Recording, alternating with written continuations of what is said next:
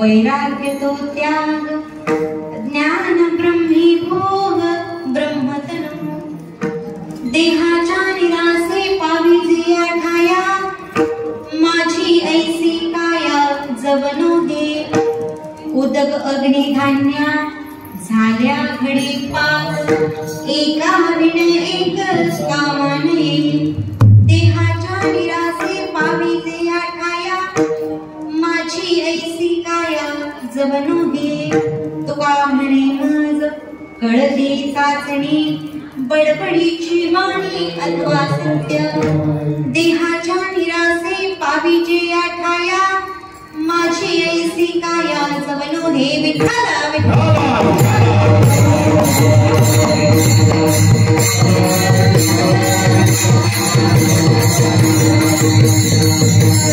भक्ती ते नमन वैराग्य तो त्याग ज्ञान ब्रह्मी भोग ब्रह्मतनु देहाच्या निरासे पाविजे आठाया माझी ऐसी काया जवनो हे समचरण सरोजं सांडणीला मुदाभं जगननिहितवाणी मंडनं मंडनाना तरुण तुळसी माला कंद्रं कंजनेत्रं सदरधवलहासं विठ्ठलं चिन्तयामि महायोगपीठे तटे विवरद्यां वरं पुण्डरीकाय दातुं मुनीन्द्रे समागत्य तिष्ठन्तमानन्दकन्दं परब्रह्मलिङ्गं भजे पाण्डुरङ्गम्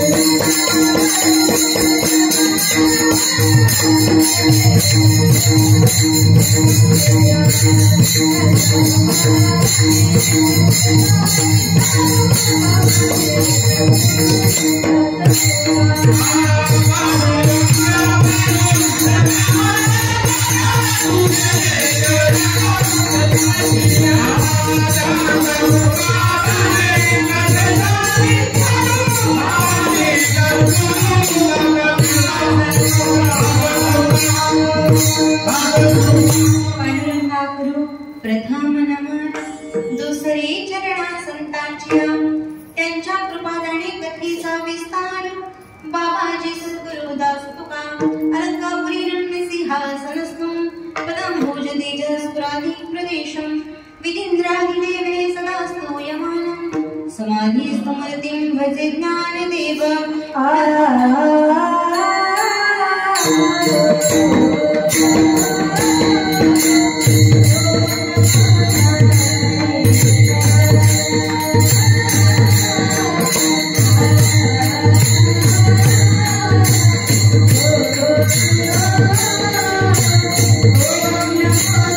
Hare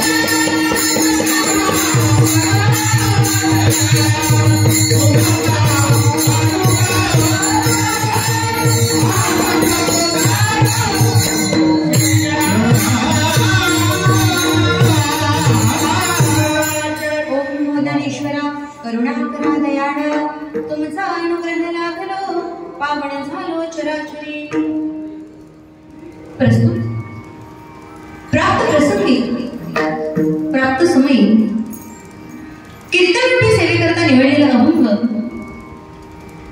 या अखिल विश्वामध्ये या मृत्यूलोकामध्ये जन्माला आल्यानंतर या मृत्यूलोकाच्या नियमाला अपवाद ठरणारे आणि सदैव वैकुंठगमन करणारे नवे नवे या विश्वामध्ये आल्यानंतर प्रत्येकाला जर परमात्म्याची प्राप्ती करायची आहे, जर या जन्माचं सार्थक करायचं असेल तर प्रत्येकाला गुरु करणं आवश्यक आहे.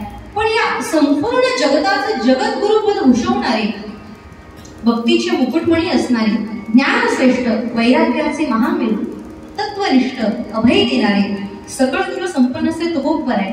यांचा उत्कृष्ट असा 4 चरणाचा आणि भक्ती ज्ञान वैराग्याचं महत्व प्रतिपादित करणारा अभंग आज या ठिकाणी सेवेकरता निवडला आहे. विठ्ठल विठ्ठल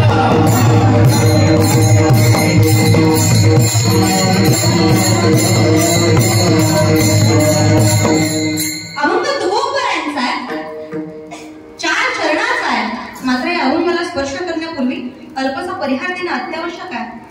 आणि तो म्हणजे असा, गेली 56 वर्ष सालाबादप्रमाणे चालू असणारा विठ्ठल भक्त मंडळ यांचा सामुदायिक ज्ञानेश्वरी पारायण आणि अखंड हरिनाम सप्ताह जवळपास 56 वर्ष सातत्यानं सुरू आहे.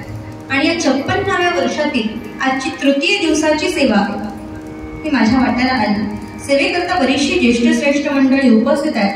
हा वेळ न दवडता उपस्थित मधुर स्वरात गाणारे सर्वच गायनाचार्य, सुस्वराचे वाजवणारे मृदुंगमणी, टाळकरी, विणेकरी, सातकरी आणि समोर बसलेला हा श्रोतावर्ग या सर्वांच्या चरणी नतमस्तक होऊन आजच्या सेवेला प्रारंभ करूया. श्री संताची माथा चरणावरी, श्री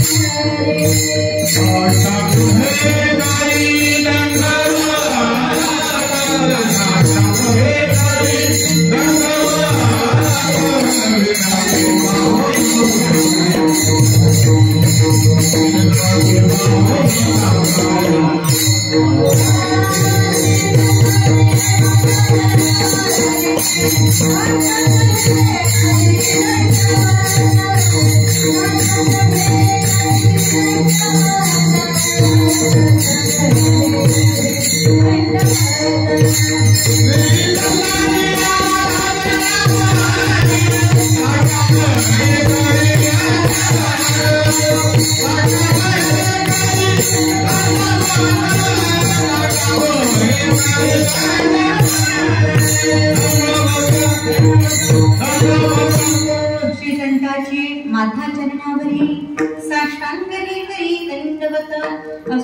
सगळे संतरंगांच्या चरणी विनम्र भावानं अभिवादन करून आजच्या आपल्या सेवेला प्रारंभ करू. विठ्ठल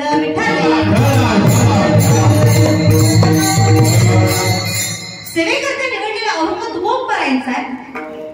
4 चरणाचा तरुणच आहे आणि अभंगाचा विचार केला तर या अभंगामध्ये जगद्गुरु तुकोबराय आपल्याला भक्ती, ज्ञान, वैराग्य हे नेमकं कसं आहे यांच्या व्याख्या देतात. सरळ सरळ अभंग पाहिला तर अभंग दिसायला फार सोपं असतं, पण सरळ सरळ पाहिला तर सोपं वाटतं. पण या अभंगामध्ये अखिल विश्वाचं सार दडलेलं आहे. का बरं? भक्ती म्हणजे नेमकं काय, वैराग्य म्हणजे नेमकं काय आहे, ज्ञान म्हणजे काय, याचा सगळ्याचा सारासार विचार महाराजांच्या अभंगात मांडतात. काय म्हणतात तुकोबराय? भक्ती ते नमन, वैराग्य तो त्याग. तुकोबराय म्हणतात भक्ती या शब्दाची व्याख्या आहे नमन. भक्ती याचाच अर्थ नमन असा आहे. त्यानंतर वैराग्य या शब्दाचा अर्थ आहे त्याग. आणि ज्ञान या शब्दाचा विचार केला तर ज्ञान या शब्दाचा अर्थ आहे ज्ञान ब्रह्मी भोग ब्रह्मतनु. ज्ञान म्हणजे काय? ब्रह्मी भोग ब्रह्मतनु. ब्रह्माचा भोग घ्यायचा आणि शरीर ब्रह्मरूप करायचं, याला म्हणायचं ज्ञान. विठाला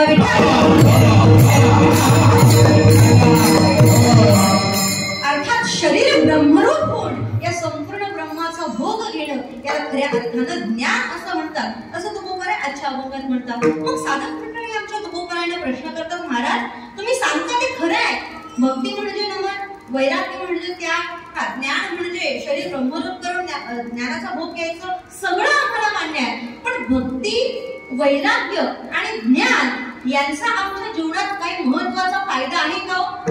या तीन गोष्टी जर प्राप्त करायच्या असतील, या गोष्टींचा जर आमच्या जीवनात फायदा आहे, या तीन गोष्टी आम्हाला प्राप्त करायच्या आहेत, मग या तीनही गोष्टी आम्ही कशा प्राप्त करायच्या? तुकोबराय तीनही गोष्टींना एकत्रित प्राप्त करण्याचं साधन सांगतात. ते म्हणतात देहाच्या निरासे पाहिजे या ठाया. देहाचा निराश करून तुम्ही या ठिकाणापर्यंत जाऊ शकता. मग तुम्हाला भक्ती, ज्ञान, वैराग्य यांची प्राप्ती होईल. मग लोक प्रश्न करतात, महाराज देहाचा निराश करायचा म्हणजे नेमकं काय करायचं? तुकोबराय त्याचीही व्याख्या सांगतात. देहाचा निराश करायचा म्हणजे काय करायचं? ते म्हणतात माझी ऐसी काया जगनो हे. ज्या शरीरात आम्ही वास्तव्य करतो ना, ज्या कायेमध्ये आम्ही वास्तव्य करतो, ती काया म्हणजे माझी नाही. हे शरीर आणि शरीराच्या संबंधाला आम्ही जोडलेल्या ज्या ज्या काही गोष्टी आहेत ना, ते माझी ऐसी काया जव नोहे. काया आणि कायेच्या संबंधाने येणाऱ्या सगळ्या गोष्टी माझ्या नाही असं मानलं की देहाचा निराश होतो. मग साधक मंडळींनी प्रश्न केला, महाराज तुम्ही म्हणताय ते ठीक आहे, पण आम्हाला सांगा नुसती भक्ती केली तर चालेल का? नुसतं ज्ञान प्राप्त झालं तरी चालेल ना? नुसतं वैराग्य मिळवलं तरी चालेल ना? तीनही गोष्टींची गरज काय? परमार्थ करताना आम्ही रोज देवाच्या पुढे जाऊन नुसता नमस्कार केला, भक्तीचं आचरण केलं तरी चालेल ना? मग तीनही गोष्टी एकत्रितच का? तर आमचे तुकोबराय त्यांना व्यावहारिक उदाहरण देऊन सांगतात. ते म्हणतात उदक अग्नी धान्य झाल्या अग्नी पाक. ज्याप्रमाणे स्वयंपाक करायचा असेल तर आम्हाला तीन गोष्टींची आवश्यकता आहे. पहिला आहे उदक. उदक म्हणजे पाणी. दुसरा आहे अग्नी. त्यानंतर तिसरा आहे धान्य. स्वयंपाक करायचा असेल तर आमच्याजवळ धान्य असणं गरजेचं आहे. आमच्याजवळ ते धान्य कालवण्याकरता पाणी असणं गरजेचं आहे. आणि त्यांना व्यवस्थितपणे खाण्यायोग्य करण्याकरता, त्याला उकळवण्याकरता, त्याला शिजवण्याकरता आम्हाला अग्नीची आवश्यकता आहे. ज्याप्रमाणे स्वयंपाक करायचा असेल तर पाणी, पीठ आणि अग्नी अर्थात पाणी, धान्य आणि अग्नी या तीनही गोष्टींची जशी सारखीच आवश्यकता आहे. या तीन गोष्टींपैकी एक नसेल तर काम होत नाही.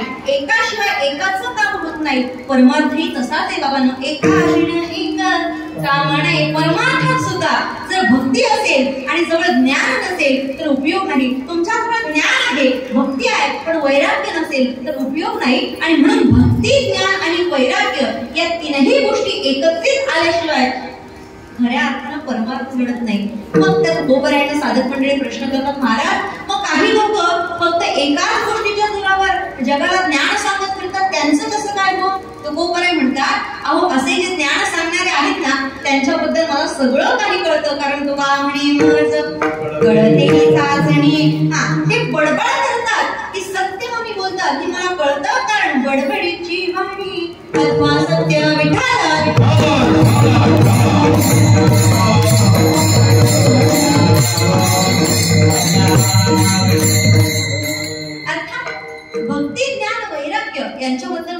संतांच्या अभंगात बोलताय. या अभंगाची विशेषत्वाने निवड करायची म्हणजे पहिल्या दिवशी नामाचं चिंतन होतं, दुसऱ्या दिवशी आम्ही संत विचार करतो आणि तिसऱ्या दिवशी नामाच्या आधारे ज्या संतांनी आम्हाला परमात्मा तत्वाचा स्वीकार करून दिला आणि परमात्म्याच्या मार्गाकडे लावलं, परमार्थ करायला शिकवलं, त्या संतांनी ज्या साधनांना आम्हाला परमार्थ करायला शिकवलं, ती साधनं, ते तत्व आमच्यामध्ये अंगीकार करायला हवेत. याच्याकरता भक्ती ज्ञान वैराग्याच्या संदर्भाने येणारा अभंग सेवेकरता निवडला. महाराजांचं बोलणं अतिशय सुंदर आहे. शब्द मांडताना अभंगामध्ये अतिशय अल्प वापरले. अभंगातले शब्द जर पाहिले ना, दिसायला फार लहान वाटतात. तो काय सांगितलं? भक्ती ते नमन. भक्ती म्हणजे नमन आहे, किती सोपं आहे. वैराग्य म्हणजे त्याग आहे, किती सोपं आहे. बोलताना महाराज अतिशय सोपं बोलताय, पण त्या सोप्या शब्दातून, अगदी कमी शब्दातून फार अर्थ प्रकट करणं हे आमच्या तुकोबरायांच्या अभंगवाणीचं वैशिष्ट्य आहे. जर आम्ही ज्ञानोबरायांची ज्ञानेश्वरी जर विचारात घेतली ना, तर ज्ञानोबरायांची ज्ञानेश्वरी आम्हाला एका साधनानं कळण्याजोगी होते. ज्ञानोबरायांना काय म्हणायचंय, आधी आम्ही भगवंतानं गीतेत जो श्लोक वापरलाय, जी ओवी आम्ही म्हणतोय, त्या ओवीच्या वरचा श्लोक पाहावा. श्लोक विचारात घेतला की त्याच्या खालच्या ओव्या अभ्यासल्या, 5-6 ओव्या वाचल्या की मग त्या ओव्यांमध्ये ज्ञानोबरायांना काय सांगायचे संदर्भ आमच्या सहज लक्षात येतो. पण तुकोबरायांना नेमकं काय सांगायचंय, नमन म्हणजे नेमकं काय? भक्ती म्हणजे नमन आहे हे ठीक आहे, पण नमन म्हणजे काय? वैराग्य म्हणजे त्याग आहे हे ठीक आहे, पण त्याग म्हणजे काय? हे तुकोबरायांना नेमकं काय म्हणायचंय हे आम्हाला शोधावं लागतं. आणि म्हणून गाथा दिसायला जरी लहान असला ना, तरी त्याचा अर्थ फार महान आहे. तर तुकोबरायांच्या प्रत्येक शब्दामागे दडलेला भाव जो आहे तो वेगळा आहे. आपल्याकडे पूर्वीची माणसं अतिशय थोडी वाक्य बोलायची, त्याच्याकरता त्यांनी म्हणींचा वापर केला होता. त्या म्हणी दिसायला अतिशय छोट्या असायच्या, पण छोट्या छोट्या म्हणींमधून मिळणारा ज्ञान जे आहे, मिळणारा उपदेश जो आहे तो फार मोठा असायचा की नाही. अर्थात शब्द दिसायला लहान आहे, पण त्या शब्दांमधून प्रगट होणारा भाव जो आहे तो भाव अतिशय मोठा आहे. सूत्रकार त्याचं वर्णन करताना म्हणतात, अल्पाक्षरं नसक्तिग्धं सारविद्व विश्वतोमुखं अस्तु भवनवन्द्यं सूत्र सूत्र विदो विदो. काय म्हणतात सूत्रकार? सूत्राच्या रचनेमध्ये अक्षर कशी असतात? तुम्हाला माझी भाषा कळते ना? सूत्राच्या रचनेमध्ये अक्षर कशी असतात? अल्पाक्षरं. अक्षर जे आहे ते अतिशय अल्प आहे. अल्प ज्याचे अक्षर आहेत असा जो सूत्राच्या रचनेत अक्षर जे आहेत ते अतिशय अल्प असतात. अल्प म्हणजे कमी, अल्प म्हणजे लहान, छोटी म्हणजे तिथे आकारमानाचा संबंध घेता येणार नाही. अल्प शब्द हा शब्दाच्या रचनेवर आधारित घेता येईल. अर्थात सूत्राच्या रचनेमध्ये अक्षर जे आहे ते अक्षर अतिशय कमी असतात, पण त्या कमी अक्षरांमधून फार अर्थ प्रकट करणं हे आमच्या संतांच्या अभंगवाणीचं वैशिष्ट्य आहे. अहो, त्या एका अक्षरातून किती अर्थ प्रकट होतो. गात्यातले अभंग जेवढे आहेत तेवढेच आहेत, ज्ञानोबरायांच्या ओव्या जेवढ्या आहेत तेवढ्याच आहेत, पण एका ओवीवर 4 बंगले बांधले म्हणजे किती मोठा अर्थ असावा. अहो, संतांचे अभंग दिसायला लहान आहेत, पण दिसायला जरी लहान असले तरी त्यांचा अर्थ मात्र फार महान आहे. का बरं? थोड्या शब्दातून फार अर्थ प्रकट करणं हे आमच्या संतांच्या अभंगवाणीचं वैशिष्ट्य आहे. तुकोबराय सुद्धा शब्द थोडे वापरतात. सुरुवात करताना तुकोबरायांनी पहिला शब्द वापरला भक्ती. आपल्याला थेट अभंगात प्रवेश करायचा. तुकोबरायांनी पहिलाच शब्द वापरला, ते म्हणतात भक्ती. आपण भक्ती आम्ही म्हणतो, पण भक्ती म्हणजे नेमकं काय हो, त्याचा कधी आम्ही विचार केलाय का? जीवनामध्ये जर भक्ती नसेल तर त्या जीवनाला शून्याचीही किंमत राहत नाही. परमार्थ करणाऱ्या साधकाच्या ठिकाणी जर भक्ती नसेल तर त्याचा परमार्थ हा शून्य आहे. पण जी भक्ती आम्ही आचरणात आणणं गरजेचं आहे, ती नुसती भक्ती आचरणात आणून उपयोग नाही. कारण जर आम्ही देवाची भक्ती करतो पण त्या भक्तीमध्ये जर भाव नसेल, तो थोडं कमी करा, तर त्या भक्तीला काडीचीही किंमत राहत नाही. आमच्या संतांचं म्हणणं आहे, तुम्ही देवाच्या ठिकाणी जर भाव ठेवला नाही, जर देवाची भक्ती करताय पण देवाच्या ठिकाणी भाव जर ठेवला नाही ना, तर तुम्ही थेट त्या देवाच्या ठिकाणी व्याभिचार करता. कारण आमचे संत प्रमाण ठेवून सांगतात, देवा पायी नाही भाव, भक्ती वरी वरी वाव, समर्पिता जीव नाही तो हा व्याभिचार. तुम्ही देवाची भक्ती करताय. काही लोक रोज मंदिरात जातात हो, आपल्याला आठवड्यातून एकदा जाता येत नाही. काही लोक रोज मंदिरात जातात, मंदिरात जाणार, रोज देवाचं दर्शनही घेणार, आणि रोज देवाचं दर्शन घेतल्यानंतर महिन्याच्या अखेरीला जेव्हा सगळी लोक मंदिरात येतात, एखाद्या दिवशी कधी सगळी लोक मंदिरात येतात, त्यावेळी सगळ्या लोकांमध्ये उठून बोलणार, अहो महिना जातो तर कोणी मंदिरात येत नाही, मी एकटा येतो. मंदिर सगळ्यांचं आहे पण कोणी मंदिरात येत नाही, माझ्याशिवाय या मंदिराकडे कोणी पाहत नाही. मला सांगा, भक्ती करतो, रोज मंदिरात जातो, रोज देवाचं नामचिंतन करतो, रोज देवाचं दर्शन घेतो, पण हा अहंभाव जर अंतःकरणात असेल, अंतःकरणात खरोखरचा भाव नसेल ना, तर मग देवाची प्राप्ती होत नाही. तुम्ही एकदाच जा, पण एकदा जात असताना अंतःकरणापासून जा, अंतःकरणात भाव ठेवून जा. भक्ती करताना त्या भक्तीमध्ये जर भाव नसेल तर त्या भक्तीला किंमत राहत नाही. आपल्याला साधं सोपं गणित प्रत्येकाला कळतं, गणित प्रत्येकाला कळतं, कारण व्यवहार करायचं म्हटलं की गणिताशिवाय होत नाही. मला सांगा, शून्याची किंमत किती असते हो? शून्याला किंमत आहे का? शून्याला किंमत आहे. एखाद्यानं असं बोल केला, म्हणे हे घे 0 रुपये, हा मला अशी वस्तू दे, कोणी देणार आहे का? शून्याला स्वतंत्र किंमत आहे का? नाही ना. एखाद्या चिठ्ठीवर आपण गोल काढला, म्हणे हा 0 आहे, आता याचं काहीतरी आम्हाला द्या, कोणी देणार आहे का? शून्याला स्वतंत्र अशी किंमत नाही. पण मला सांगा, त्याच शून्याच्या मागे जर 1 अंक लावला, शून्याला किंमत येते का? येते का? त्या शून्याच्या मागे, अर्थात शून्याच्या समोर 1 अंक लिहिला, किती किंमत झाली? 10. त्याच शून्याच्या पुढे 1 अंक लावल्यानंतर त्या शून्याची किंमत वाढली, 10 इतकी किंमत झाली. आता मला सांगा, त्या 10च्या पुढे 0 देत गेलो तर त्याची किंमत वाढेल की कमी होईल?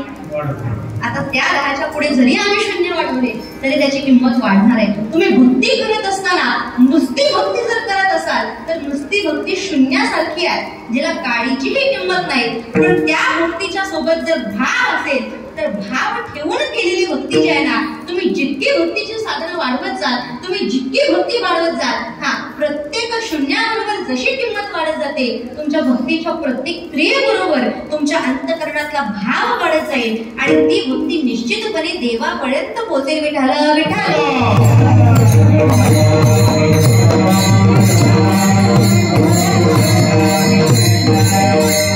आणि म्हणून जीवनामध्ये खऱ्या अर्थानं जर आम्हाला परमार्थ करायचं असेल, देवापर्यंत पोहोचायचं असेल, तर भक्ती करताना अंतःकरणातला भाव फार गरजेचा आहे.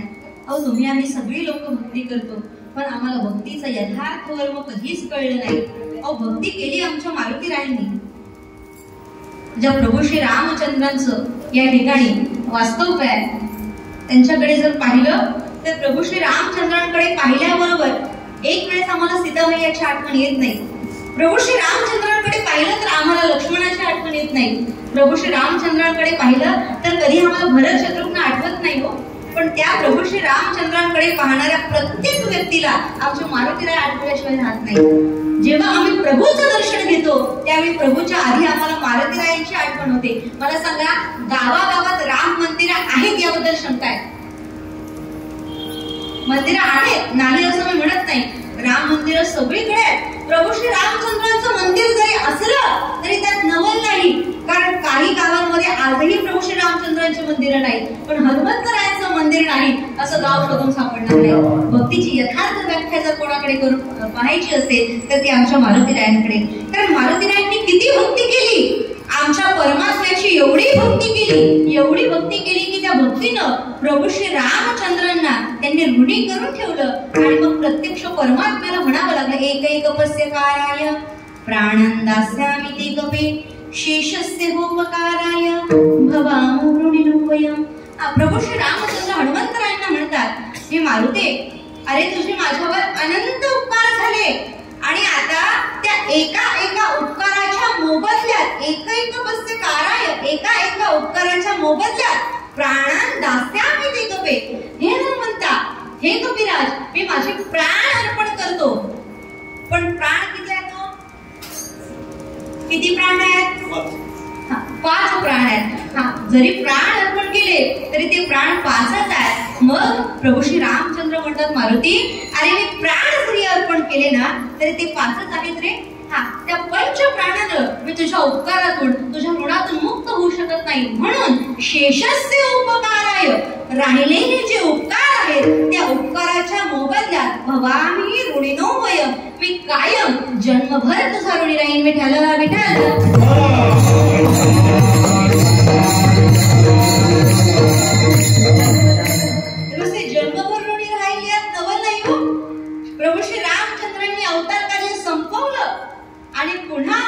प्रभू श्री रामचंद्र श्रीकृष्णाच्या रूपामध्ये अवताराला आले. पण जेव्हा हनुमंतराया भेटायला आले ना, हनुमंतरायांची अट होती, म्हणजे हातात धनुष्य असेल त्याच दर्शन घेईल. त्याला जर दर्शन द्यायचं असेल तर आधी राम हो, तेव्हा दर्शन देईल. आमच्या मारुतीरायांची इच्छा पूर्ण करण्याकरता कृष्ण अवतारातील आमचा परमात्मा त्यावेळी राम अवतारात आला. सेवेनं देवाला एवढं ऋणी करून ठेवलं की परमात्म्याला अवतार ज्या कामाकरता अवतार घेतलाय, जो अवतार घेतलाय तो अवतार सोडून पुन्हा रामप्रभूंचा अवतार धारण करावा लागला. इतके ऋण त्या मारुतीरायाच्या आमच्या परमात्म्यावर चढले होते. कशामुळे चढले होते हो? त्या मारुतीरायांनी हे ऋण चढवले, पण हे ऋण चढण्यामागचं नेमकं कारण तरी काय? दसपणी कट हनुमंती पै गेले,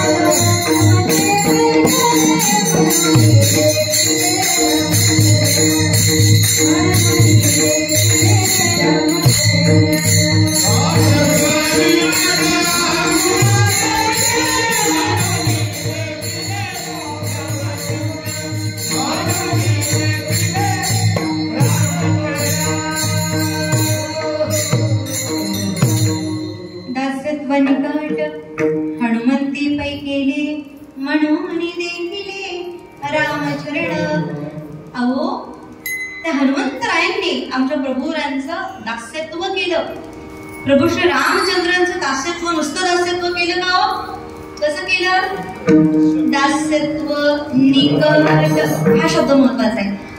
निकटचं दास्यत्व केलं. किती दास्यत्व केलं माहितीये?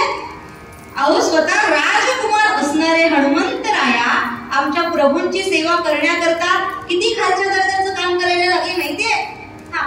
अहो, देवाची सगळी कामं इतरांनी वाटून घेतली, आमच्या मारुतीरायांकरता काम शिल्लक राहिलं नाही.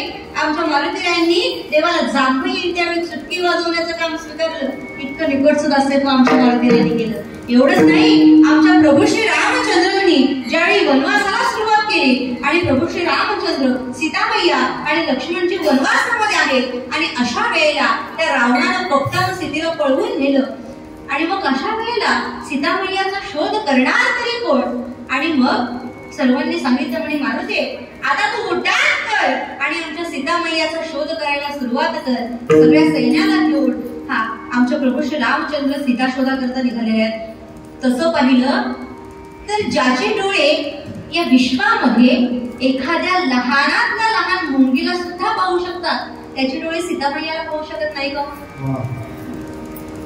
जे प्रभू श्री रामचंद्र या संपूर्ण विश्वाचा कारभार पाहतात, त्यांना सीतामैयाला शोधणं अवघड होतं का? ज्याच्या डोळ्यांचं वर्णन करताना शंकराचार्य म्हणतात, मनोजगर्भ मोचनम विशाल लोचनम. ज्यांचे डोळे इतके आधार आहेत, जितके विशाल आहेत की या सृष्टीतलं कण सुद्धा त्यांच्या नजरेतून सुटत नाही. अहो, पायाखाली असणारी मुंगी, पानाखाली तेवढी मुंगी सुद्धा ज्याच्या नजरेतून चुकत नाही, त्याला सीतामैया दिसत नव्हती का? आपण रामायण घडवायचं होतं ना. आमच्या प्रभू श्री रामचंद्रांनी रामायण घडवायचं होतं. मग सगळीकडे सीताशोध करण्याचा प्रयत्न सुरू झाला आणि अशा वेळेला पत्ता मिळाला. जटायूने सांगितलं, म्हणे रावण सीतेला या मार्गाने घेऊन गेला. कोणत्या मार्गानं? तुळशीदास महाराजांनी त्याचं वर्णन केलं. ते म्हणतात, गिरी त्रिकुट उपर बसलंका तहर रावण सहस असंका तल अशोक उपवन जहरई सीता पेठी सोचरत अहई. त्याचा अर्थ असा आहे, गिरी त्रिकुट, गिरी म्हणजे पर्वत, त्रिकुट म्हणजे 3 ज्याची कुट आहेत असा तो ज्या पर्वताला 3 कुटे आहेत त्याला म्हणतात गिरी त्रिकुट. 3 शिखरे असणारा पर्वत, त्या पर्वताच्या वर बस लंका, लंका नावाचं शहर बसलेलं आहे. तर हे लोक रावण सहस असंका, सगळ्यांना त्रास देणारा रावण नावाचा राजा त्या ठिकाणी राज्य करतोय. तह अशोक उपवन जगरोई, त्या ठिकाणी अशोक नावाचं उपवन आहे, ते अशोक वन आहे. त्या अशोक वनाच्या त्या उपवनामध्ये सीता बैठी सोचरत अहई, ती सीता मैया प्रभू श्री रामचंद्रांचं स्मरण करत त्या ठिकाणी बसलेली आहे असा पत्ता जटायूने सांगितला. आणि ज्या वेळेला हा पत्ता कळाला त्यावेळेला जांबवंतानं सांगितलं म्हणे मारुती राया, अरे तुझा अवतार हा प्रभू श्री रामचंद्रांना सहाय्य करण्याकरता झालाय, आता कर उड्डाण. करोनी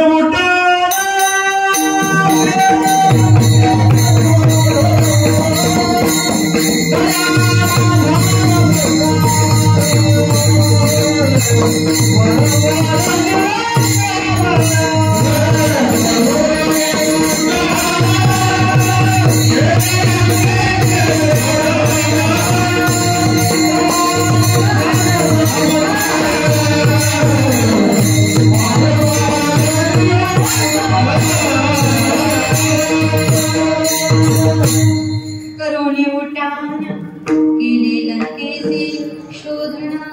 आणि म्हणून अशा मारुती रायला तया माझा नमस्कार. वारंवार निरंतर आमच्या त्या मारुती रायने उड्डाण केलं आणि लंका शोधून काढली. त्या लंकेमध्ये आमच्या सीतामैयाकडून निशाणी घेऊन आली, सीतामैयाला निशाणी दिली. आमच्या मारुती रायांनी सीता शोध केला. अहो मूळ रामायणाच्या आधी सीता शुद्धी केली सीता शुद्धी मूळ रामायणा आधी, अर्थात सीता मैयाचा खऱ्या अर्थानं शोध आमच्या मारुती रायांनी लावला. किती कार्य केलं आमच्या मारुती रायांनी प्रभू श्री रामचंद्रांकरता कित्येक प्रमाण देता येईल. जाऊनी पाताळा केली देवीची अवकळा केली. अहो प्रत्यक्ष आपल्या परमात्म्याला वाचवण्याकरता, असं त्यांना वाचवण्याची गरज नाही, पण पाताळाची देवी सुद्धा जाऊन म्हणला. एवढं कार्य आमच्या मारुती रायांनी केलं, एवढं निकटच अस्तित्व आमच्या मारुती रायांनी केलं. अहो प्रभू श्री रामचंद्रांना आणायचंय, आपला स्वामी आहे त्या स्वामीला आणायचंय, खांद्यावर बसून आपल्या स्वामीला आणलं, हातावर धरून आणलं. आणखी काय करायला हो? भक्तीची सर्वोत्तम व्याख्या कोणाकडे पाहून जर शिकायची असेल ना तर भक्तीची सर्वोत्तम व्याख्या ती आमच्या मारुती रायांकडून शिकण्याजोगी आहे. खरी भक्ती जर कोणी केली असेल ती आमच्या मारुती रायांनी केली. रामायणातली सगळी पात्र ही भक्तीला धरून आहेत. आमची सीतामैया राजाची कन्या होती ना, जनकाची कन्या होती. अहो एखाद्या वेळेस आपल्याकडे असं होतं, पतीच्या वाट्याला जर एखादी दुःखाची जबाबदारी आली तर ती पत्नी काय म्हणते माहितीये, म्हणे ही जबाबदारी तुमची आहे, ती मी स्वीकारणार नाही, मी तुमच्या सोबत दुःख का होऊ. वनवास कोणाकरता होता? वनवास रामाकरता होता. आता सीतामैयाला जाण्याचं काम होतं का? आमची सीतामैया म्हणाली, अहो माझे पती आहात, तुम्ही वनवासाला जाणार, तुम्ही राणावनामध्ये झोपणार, तुम्ही अंगावरची राजवस्त्र काढून तुम्ही अंगावर साधू वस्त्र परिधान करणार, आणि अशा अवस्थेत मी हे राजभोग घेतलेले मला काही योग्य वाटत नाही. आमची सीतामैया सुद्धा प्रभू श्री रामचंद्रांच्या सोबत वनवासाला निघाली. ही खरी भक्ती आहे. लक्ष्मणाला वनवास होता का? लक्ष्मणाला वनवास होता नाही ना. आजकाल भाऊ भावाकडे वाटणी मागण्याकरता कोर्टापर्यंत जातात. आजकालची भाऊबंदी बघायची झाली, भावाभावांची जमिनीच्या वाटणीवरून भांडणं चालू आहे, अगदी कोर्टामध्ये त्या केसेस दर्ज झालेल्या आहेत. इतकी वाईट परिस्थिती आहे. रामाला वनवास असताना आमचे लक्ष्मणजी प्रभू श्री रामचंद्रांच्या सोबत वनवासाला निघाले आहेत का? माझा दादा वनवासाला जाईल, वहिनी वनवासाला जाईल, पण त्यांच्या समवेत त्यांची सेवा करण्याकरता कोणत्याही प्रकारचे नोकर चाकर नसतील. माझ्या प्रभूंची सेवा करण्याकरता, माझ्या मातेची सेवा करण्याकरता कोणीतरी असायला हवं. आमचे लक्ष्मणजी नुकतंच लग्न झालेल्या अतिशय साध्वी आणि सुशील असणाऱ्या पत्नीचा त्याग केला आणि लक्ष्मणजी प्रभू श्री रामचंद्रांच्या सोबत वनवासाला निघाले. भक्तीची खरी व्याख्या पाहायची असेल तर यांच्याकडे पाहून शिकता येते. एवढंच नाही, ज्या भरताकरता प्रभू श्री रामचंद्रांना वनवास पत्करावा लागला त्या भरतानं सुद्धा आमच्या प्रभूची कमी सेवा केली नाही. अहो माझे प्रभू वनवासाला गेले, माझ्यामुळे त्यांना वनवास मिळाला, अखंड राज्याचा उपभोग घेता येऊ शकत होता, पण आमच्या भरतानं सगळ्या राज्याचा त्याग केला आणि साधू वस्त्र परिधान करून प्रभूंच्या पादुकांचं पूजन करून प्रभूंना येईपर्यंत राज्य सांभाळलं आणि भरताची सेवा सुद्धा कमी नव्हती. अर्थात प्रत्येकानं केलेलं कार्य, प्रत्येकाची भक्ती ही अगदी कळशाच्या स्थानी असणारी भक्ती आहे आणि ही भक्ती आम्ही आमच्या जीवनात अंगीकारली तर निश्चितपणानं आम्हाला भक्तीची वेगळी व्याख्या शोधण्याची गरज नाही. विठाल विठाल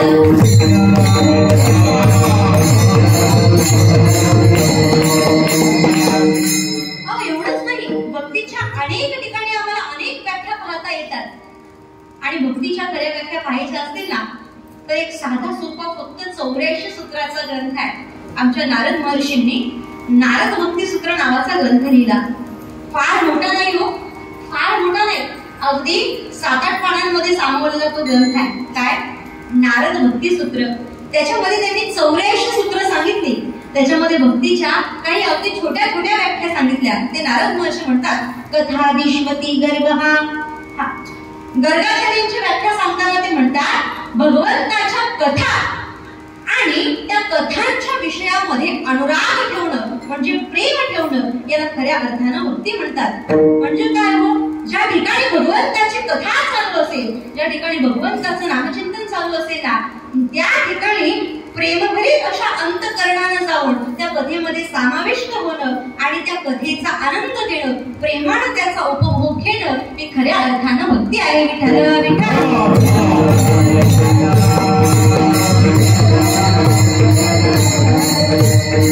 एवढंच नाही, शांडिल्यांची व्याख्या सांगताना ते म्हणतात आत्मरत्या विराधेने ती शांडिल्य. अर्थात आत्मरतीला विरोधी असणाऱ्या विषयामध्ये अनुराग ठेवणं म्हणजे प्रेम ठेवणं याला खऱ्या अर्थानं भक्ती म्हणतात. ही शांडिल्यांची व्याख्या सांगतात. एवढंच नाही, अनेकांच्या व्याख्या आमच्या नारद महर्षींनी सांगितल्या. त्या ग्रंथामध्ये प्रत्येकाच्या व्याख्या त्यांनी मांडलेल्या आहेत. त्याच ग्रंथात त्यांनी स्वतःची एक व्याख्या मांडली. ती व्याख्या मांडताना आमचे नारद महर्षी म्हणतात नारदस्तु तदर्थी किलाचारता तद्विस्मरणे परम व्याकुलते. ते म्हणतात भगवंताचं पूजन करणं, भगवंताचं स्मरण करणं आणि भगवंताचं स्मरण करत असताना त्याचं क्षणभर जरी विस्मरण झालं, भगवंताची भक्ती करताना त्याचं स्मरण करताना क्षणभर देखील विस्मरण झालं ना तरी अंतःकरणामध्ये परम व्याकुल अशी स्थिती निर्माण होणं याला भक्ती असं म्हणतात. काय उदाहरण देता येईल? गोपींचं उदाहरण प्रसिद्ध आहे. आमच्या गोपींना परमात्मा सहज प्राप्त झाला होता. जो परमात्मा योग्यांना मिळत नाही, जो परमात्मा ज्ञानांना मिळत नाही, असा परमात्मा आमच्या गोपींना सहज मिळाला. अहो योगी मुनी निरंतर ध्यान करतात पण त्या योग्यांच्या आणि मुनींच्या ध्यानात सुद्धा तो येत नाही. योगी या मुनी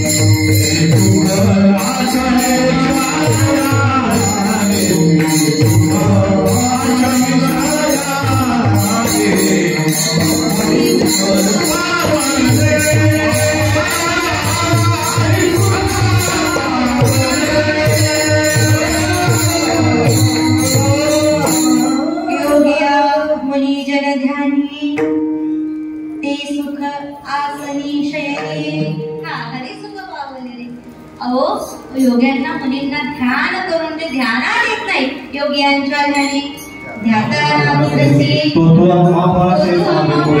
मागे पुढे योगी मुनी ध्यान करून तो त्यांच्या ध्यानात येत नाही आणि तो परमात्मा आमच्या मागे पुढे उभा आली निवाराया. त्या गोपींच्या मनात सुद्धा हे चालत म्हणे तो योग्यांच्या ध्यानात येत नाही, तो मुनींच्या ध्यानात येत नाही, पण तो परमात्मा आमच्या मागे पुढे उभा राहतोय, आमच्या सोबत रस क्रीडा खेळतोय. आमच्या इतकं नशीबवान जगात कोणी नाही. त्या गोपींना गर्व झाला हो. ज्या गोपींना प्रत्यक्ष भक्तीचं स्वरूप समजलं जातं त्या गोपींच्या ठिकाणी अहंकार आला, गर्व आला. आमच्या परमात्म्याला अंतर्ज्ञानानं जाणलं म्हणे गोपींची भक्ती फार निस्सीम आहे म्हणून मी गोपींच्या समवेत आहे. पण त्या गोपींच्या ठिकाणी अहंकार आला त्याच वेळेला आमचा परमात्मा लगेच नाहीसा झाला, त्या गोपींपासून दुरावला. आता मात्र गोपींचं अंतःकरण कळवळलं. म्हणे परमात्मा जवळ असताना आम्ही अहंकार केला, त्या परमात्म्याबद्दलचा अहंकार, त्या अहंकारानं आम्हाला परमात्म्यापासून दुरावलं. महाराज, परमार्थ करताना अहंकार आला की देवाला आम्हाला दौडावं लागतं. अहंकार गेला की तो देव आम्हाला प्राप्त होतो, पण जोपर्यंत आमच्याजवळ अहंकार आहे तोपर्यंत आम्हाला त्या परमात्म्याची प्राप्ती होत नाही. निस्सिम भक्त होत्या गोपी, पण गोपींच्या ठिकाणी थोडासा अहंकार झाला, आमचा परमात्मा नाहीसा झाला. एवढ्या सगळ्या प्रकरणामध्ये त्या राधेच्या ठिकाणी मात्र अहंकार नव्हता. आमची राधाराणी अजूनही भगवंताच्या समवेत विलीन झालेली होती. जेव्हा सगळ्या गोपींजवळ कृष्ण दिसत नाही ही परिस्थिती त्या राधा मैयानं पाहिली. आमच्या राधा मैयाच्या मनात सुद्धा थोडासा अहंकार झाला, तिळभर ज्याला आपण तिळभर म्हणतो ना, तो तिळभर अहंकार आला. तिनं विचार केला, एवढ्या गोपींच्या समवेत माझा परमात्मा नटलेला होता, एवढ्या गोपींच्या समवेत माझा परमात्मा रासक्रीडा करत होता, पण सगळ्यांचा त्याग केला आणि तो परमात्मा माझ्यासोबत खेळतोय. आमच्या राधेच्या अंतःकरणात सुद्धा अहंकार आला. आणि कसा आहे ना, तिळभर जरी तिळभर जरी अभिमान झाला तरी परमात्म्याला तो मेरू पर्वतासारखा अवजड वाटतो. आणि म्हणून ज्या वेळेला राधेच्या मनातही अहंकार आला ना, आमच्या परमात्मा नाहीसे झाले. जेव्हा देव नाहीसा झाला, जो परमात्मा आमच्यासोबत रासक्रीडा करत होता तो परमात्मा आता दिसत नाही. ज्या वेळेला हे दृश्य गोपींच्या ध्यानात आलं त्यावेळेला गोपींनी पुन्हा व्याकुळ अशा अंतःकरणानं, खेदयुक्त अंतःकरणानं देवाला आळवणी केली. आमचा परमात्मा पुन्हा त्या गोपींकरता धावून आला. हा दृष्टांत संपला. पण त्या गोपींना परमात्मा मिळाला होता, पण मिळालेल्या परमात्म्याचा अहंकार झाला. अहंकार झाल्या कारणानं देवाला दुरावल्या, पण देव दुरावल्यानंतर चित्ताची जी विषण्ण अवस्था निर्माण झाली, अंतःकरणात जो खेद निर्माण झाला, अंतःकरणाची परम व्याकुळता निर्माण झाली ना, त्या परम व्याकुळतेचं नाव आहे भक्ती. विठ्ठल विठ्ठल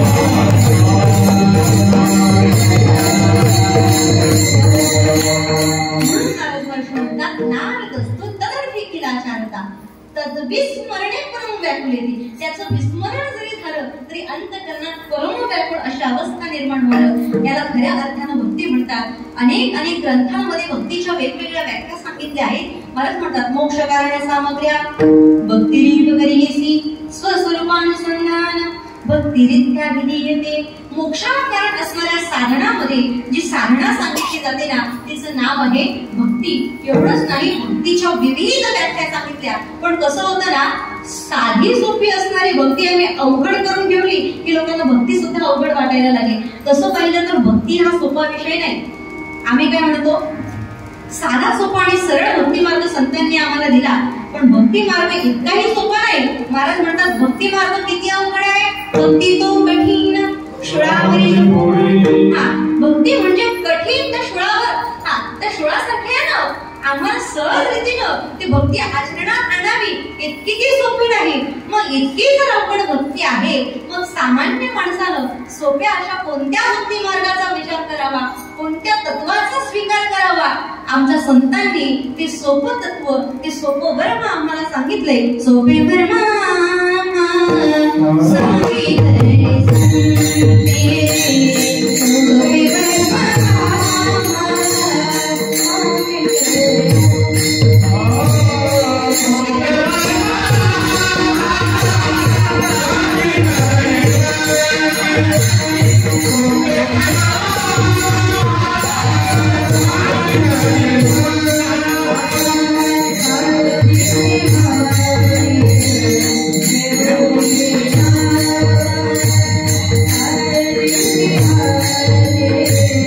Hare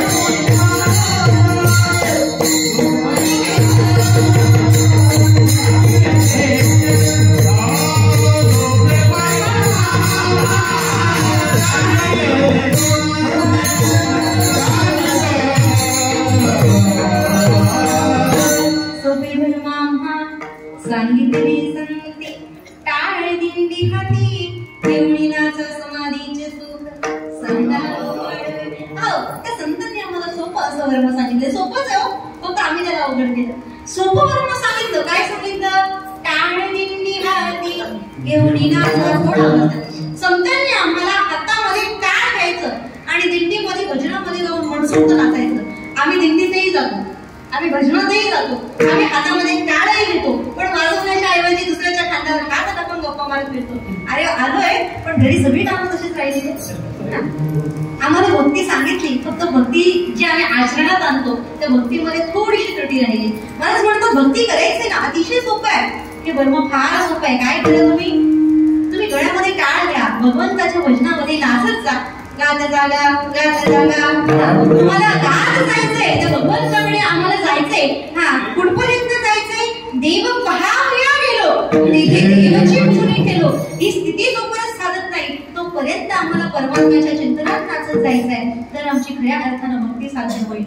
ही भक्ती करत असताना आम्हाला वेगवेगळे प्रकार सांगितले जातात. त्या वेगवेगळ्या प्रकाराने आम्हाला ही भक्ती करता येते. भक्तीचे भक्तवर्य प्रल्हादानं 9 प्रकार सांगितले. श्रवण भक्ती असेल, कीर्तन भक्ती असेल, चिंतन भक्ती असेल, आत्मनिवेदन असेल, या सगळ्या प्रकारांचा त्या भक्तीमध्ये समावेश होतो. हे प्रकार जर अवघड वाटत असतील तर आमच्या नामदेव महाराजांनी 2च चरणात अतिशय सुंदर प्रकार सांगितले. ते म्हणतात, घालीन लोटांगण वंदीन चरण, डोळ्यांनी पाहिलं रूप तुझे, प्रेमे आलिंगन आनंदे पूजन, भावे ओवाळीन म्हणे नामा. किती प्रकार झाले? 6 प्रकार झाले. ते नामदेव महाराजांनी सांगितले. किती सोपे आहेत. काय करायचं? घालीन लोटांगण. लोटांगण घालायचं. सोपं आहे की नाही? लोटांगण कसं घालतात? कसं घालतात? आमचे संत सांगतात, पादाभस्मौजान्वित्वे पुराच्छादल नाटकम् अष्टांगेन स्पर्शकं भूमिं साष्टांगं प्रणिपातस्य. पाय, हात, 2 गुडघे जाणून येते, उराच्छाद आपली छाती, ललाटकम आपलं मस्तक, आपलं हे कपाळ, जोपर्यंत जमिनीला लागत नाही तोपर्यंत साष्टांग दंडवत होत नाही. अष्टांगेन स्पर्शकं भूमिं, 8ही अंग जेव्हा जमिनीला स्पर्श करतात त्याला म्हणतात लोटांगण. घालीन लोटांगण. अवघड वाटतं? आपण सोपं करून सांगू. लिंगगा प्रतिमा देखी ज्ञानोबराय सांगतात, देखत खेवो अंगेष्टी लोटीचे काठी पडली जैसी. भगवंताची प्रतिमा पाहिली, भगवंताचं स्वरूप पाहिलं की मग शरीर आणि ते स्वरूप याच्यामध्ये भेद राहत नाही. त्यांच्यामध्ये ऐक्य साधण्याकरता ज्याप्रमाणे एखादी काठी जमिनीवर पडावी, कशी पडते? जमिनीवर काठी पडल्यानंतर 2 पुढचे भाग जोडलेले, मधला भाग उचललेला नाही, एखादाच पुढचा भाग जोडलेला, मग कशी हो? ती काठी जमिनीवर सरळ अशी पडते. त्याच्यामध्ये आणि त्या जमिनीमध्ये भेद राहत नाही, जमिनीला पूर्ण अंगाने स्पर्श करते. त्याप्रमाणे हे संपूर्ण शरीर त्या भूमातेला, त्या मातेला स्पर्श करणं आणि संपूर्ण शरीर 8ही अवयव जमिनीला स्पर्श करणं याला म्हणतात लोटांगण घालणं. आम्ही घालतो तो, आम्हाला लाज वाटते. माऊलींच्या दर्शनाला जेव्हा लोक जातात ना, अंगावरच्या कपड्यांची पर्वा करत नाही. त्या माऊलीच्या ठिकाणी लोटांगण घातल्यानंतर त्यांना उंच नीच असा कोणत्याही प्रकारचा भेदभाव राहत नाही. गरीब श्रीमंत उंच नीच असा प्रत्येक प्रकारचा भेदभाव नाहीसा करून माऊलींच्या चरणी लोटांगण घातलं जातं. काहींना लाज वाटते, त्या लोटांगण घालण्याची लाज वाटते. कपडे कदाचित खराब होतील, लोकांसमोर आपला स्टेटस खराब होईल, लाज वाटते. काही नाही घालत, पण माऊलींच्या जवळ गेलं की मग लोटांगण घालावं असं वाटणं, हे भक्तीचं लक्षण आहे. भक्तीचं एक लक्षण सांगितलं, खालील लोटांगण. पुढे परत म्हणतात वंदीन चरण. देवाचे चरण वंदन केलं पाहिजे. आता देवाच्या चरणाला आम्ही वंदन करतो का? आम्ही देवाच्या चरणाला वंदन करण्याकरता इथून तिथपर्यंत जातो आणि चरण जवळ आले की डोळे भेटतो आणि चरणाच्या ऐवजी नको तिथे स्पर्श करतो. चरणाला वंदन करायचं तर नको तिथेच वंदन करतो. कधी कधी त्या पोलिसांनाच वंदन होतं बरं का. पण देवाला वंदन केलं पाहिजे. देवाला वंदन करणं ही भक्तीची व्याख्या आहे. डोळ्यांनी पाहिलं रूप तुझे, डोळ्यात त्या परमात्म्याचं रूप पाहिलं पाहिजे. डोळे मिटायचे, देवाला पाहिल्यानंतर मिटायचंय. आम्ही देवाला पाहण्याच्या आधीच पटून मोकळे होतो. तिथे गेलं ना की आम्ही ज्याला पाहण्याकरता 10 तास रांगेमध्ये उभे आहेत ना, त्याच्या जवळ बसून की आमचे डोळे बंद होतात. बंद डोळ्यांनी तो देवा आम्हाला दिसेल, पण तितका अधिकार तयार झाला की मग दिसेल. आम्हाला आधी देवाजवळ जायचंय, डोळे भरून त्याचं रूप पाहायचंय. डोळे भरून रूप पाहिलं, आता ते रूप आमच्या अंतःकरणात साठलंय ना, आता या नेत्राद्वारे, या डोळ्यांच्या कवाडांच्या द्वारे बाहेर जाऊ नये याच्या करता डोळे बंद करायचे. विठ्ठला विठ्ठल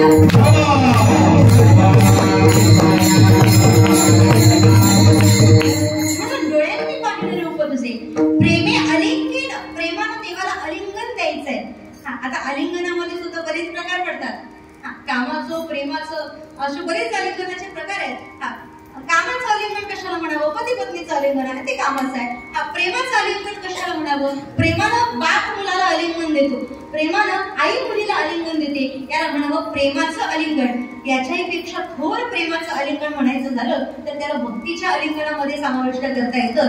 ते भक्तीचं आलिंगन दोन वारकऱ्यांमध्ये घडतं, दोन संतांमध्ये घडतं, दोन साधकांमध्ये घडतं, दोन वाचकांमध्ये घडतं. त्याला म्हणावं भक्तीचं. अर्थात आलिंगन देत असताना आम्हाला परमात्म्याला आलिंगन द्यायचंय, आम्हाला चरणापर्यंत पोहोचता येत नाही. आलिंगन देण्याकरता त्याच्यापर्यंत पोहोचणं फार दूरची गोष्ट आहे. आणि मग प्रेमानं आलिंगन द्यायचंय आणि भावानं त्याला ओवाळायचं आहे. आमचं आरती करताना त्याच्याकडे लक्ष नसतं.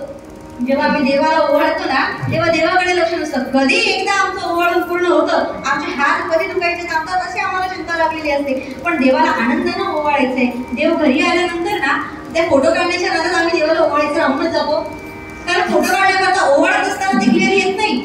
मग काय करतो, आधी आम्ही सांगून ठेवतो मी हातात घेते, तू फोटो काढून घे. ते फोटो चांगले येण्याच्या नादात देवाला ओवाळायचं लांबच राहून जातं. पण आम्हाला देवाला ओवाळायचंय. ओवाळायचंय म्हणजे काय करायचंय, हा जीव त्या देवावरून ओवाळून टाकायचंय.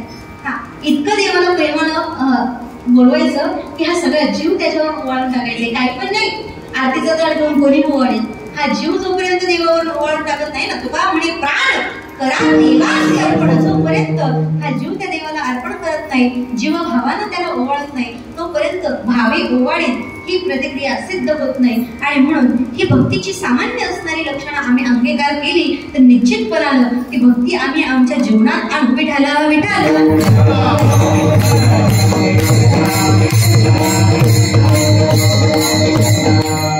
हे जर अवघड वाटत असेल तर आपण आणखी सोपं करू. अवघड झालं का? आतापर्यंत भक्ती सांगते पण आपण आणखी सोपी पाहू ना, याच्यापेक्षा सोपी करून सांगू. जी भक्ती तुको करायला सांगतात ती याच्यापेक्षा सोपी करून सांगू. तर माऊलींच्या भाषेत आमच्या माऊलीने ज्ञानेश्वरीच्या 10व्या अध्यायात फार सुंदर वर्णन केले. काय म्हणतात त्यानुसार आहे, जे जे भेटे भूत ते ते माणी जे भूतवंत, हा भक्ती योग निश्चित जालमास. आमच्या ज्ञानोबरायांनी अतिशय सोप्या शब्दात सांगितलं. काय, जे जे भेटे कोणतंही भूत नाही बरं का.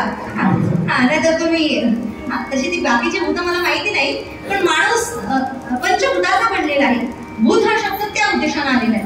पंचभूताचं हे शरीर बनलेलं आहे ना, या पंचभूतामध्ये विलीन असणारं हे शरीर, पंचभूतांनी तयार झालेलं हे शरीर, या शरीरामध्ये प्रत्येक शरीरामध्ये पंचमहाभूत विराजमान आहेत. आणि म्हणून प्रत्येक शरीरामध्ये असणारी ती पंचमहाभूत जी आहेत ना, ती पंचमहाभूत आणि ती पंचमहाभूत ज्या शरीरात वास करतात, ती प्रत्येक व्यक्ती, त्या प्रत्येक व्यक्तीमध्ये परमात्म्याला पाहावं. जे जे वेते भूत ते ते मारी जे भगवंत, त्या प्रत्येकामध्ये परमात्म्याला पाहावं. प्रत्येकामध्ये परमात्म्याला पाहिलं की मग हा भक्ती योग निश्चित जाणमासा. मग खऱ्या अर्थानं आमच्या जीवनात आम्ही भक्तियोग घडवला असं म्हणता येईल. हे सुद्धा अवघड वाटत असेल, मग ती भक्ती कशी असावी आणखी सोपं करून सांगू. आता पाऊस काही थांबायचं नाव घेत नाही. पाऊस काही थांबायचं नाव घेत नाही, मग आपण त्याच्या उदाहरणानं पाहू. कसं आहे, भक्ती कशी करत जावं. आम्ही भक्ती करतो 2-4 दिवस झाले की आम्हाला कंटाळा येतो.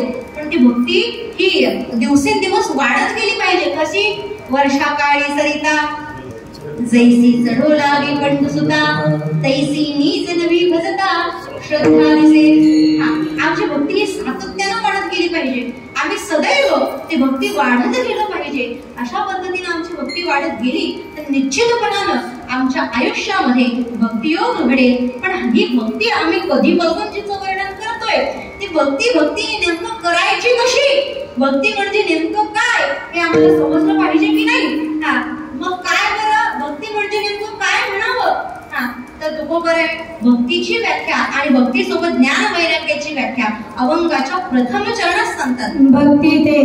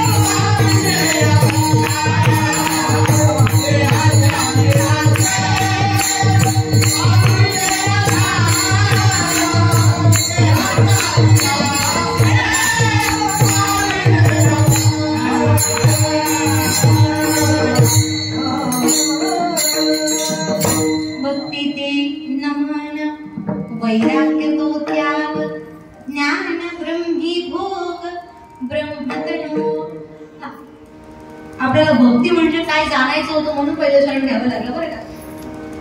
तसं आपल्याला पहिल्या चरणात थांबायची वेळ आली असती, सगळी चरण झाली पाहिजेत म्हणून घ्यावं लागलं. कारण भक्ती भक्ती सांगायचं म्हटलं ना तर भक्ती इतकी आनंद आहे, सांगायला गेलं तर कमी पडतं. जी भक्ती आपण सध्या करतोय ना ती भक्ती सुद्धा सामान्य नाही. कीर्तन भक्ती, पण आजकाल ती सगळेच नाही करत. ही कीर्तन भक्ती करणं गरजेचं आहे. हा, भक्तवर्य प्रल्हादाने जे भक्तीचे 9 प्रकार सांगितले त्यातली एक भक्ती आहे काय, कीर्तन भक्ती. तसे 9 प्रकार आहेत. श्रवण वगैरे सगळे त्यातलेच प्रकार आहेत. ही कीर्तन भक्ती भक्तवर्य प्रल्हादाने सांगितलेल्या भक्तीचा एक प्रकार आहे. पण कीर्तन भक्ती ज्या परंपरेनं सांगत आली, कीर्तन भक्तीची जी परंपरा आहे ती परंपरा पाळली तरच कीर्तन नावाची भक्ती आपल्याकडून मिळते. आणि कीर्तनातून भक्ती सांगत असताना ही भक्ती सांगण्याकरता आधी कीर्तन भक्ती आचरणात आणावी लागते. अन्यथा ही भक्ती आम्हाला सांगता येत नाही, मग आम्हाला भक्ती करता नको ती उदाहरणं द्यावी लागतात. ही भक्ती आम्हाला सांगायची आहे, त्याच्याकरता कीर्तन भक्ती सुद्धा पाळली गेली पाहिजे. भक्ती भक्ती म्हणजे नेमकं मगाचपासून आम्ही ऐकतो काय, ज्ञानोबरांची आणखी एक उभी याच्यामध्ये आहे. ज्ञानोबरांनी म्हणतात परिणीतीची भक्ती ऐसी, पर्जन्याची स्तुती गायसी, धरा वाचून आणणारीसी गतीची नेणे. जेव्हा आकाशातून पावसाच्या धारा पडतात ना, आकाशातून पडणारा पाऊस, जेव्हा त्या पावसाच्या धारा पडतात कुठे पडतात हो, आकाशातल्या आकाशात नाहीशा होतात का, तिथून निघाल्या. आता मध्येच कुठेतरी नाहीशा झाल्या. जशी प्रवासाला निघालेली बोट कुठे नाहीशी झाली कळत नाही, तशी पर्जन्याची धारा आकाशातून आली पण कुठे गेली माहित नाही. असं होतं का, नाही. ती जेव्हा आकाशातून निघते जोपर्यंत तिला शेवटचा जमिनीचा टोक दिसत नाही तोपर्यंत ती थांबत नाही. धरा वाचुनी अनारीसी गतीची नेणे. ज्याप्रमाणे शेवटी जोपर्यंत थांबत पोहोचत नाही तोपर्यंत ती थांबत नाही. आम्ही भक्ती करायला सुरुवात केली ना, जोपर्यंत शेवटचा टोक तो परमात्मा आम्हाला मिळत नाही ना तोपर्यंत आम्हाला भक्ती थांबवायची नाही, तोपर्यंत भक्ती करायची आहे.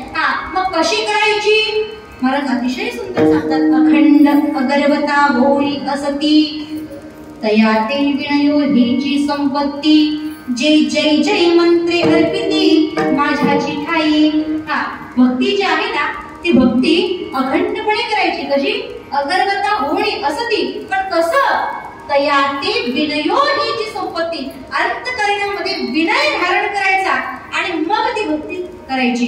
कारण भक्ती करणाऱ्या जवळची खरी संपत्ती काही असेल ना तर विनय, नम्रता ही भक्ती करणाऱ्या जवळची खरी संपत्ती आहे. हा मग ही जी संपत्ती त्यांच्याकडे आहे ते कसे राहतात? महाराज म्हणतात ते जय जय मंत्रे अर्पिती माझ्याची ठाई.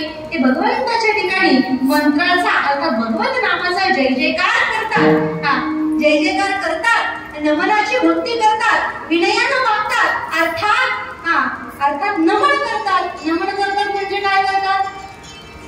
नमन म्हणजे काय? सुरुवातीला सांगितलं ना भक्ती ते नमन. भक्ती म्हणजे नमन आहे. मग नमन म्हणजे काय हो? जर म्हणतं ना थोडं म्हणजे थोडंच, फार म्हणजे पुष्कळ म्हणजे भरपूर म्हणजे जास्त म्हणजे असं भरपूर सांगता येतं ना. मग त्याप्रमाणे भक्ती म्हणजे नमन. मग नमन म्हणजे काय हो? महाराज म्हणतात नमनती नम्रता. नम्रता म्हणजे काय? न देखे गुणदोष पाहिजे नाही. म्हणजे काय? अंतरी प्रकाश आनंदाचा विठाला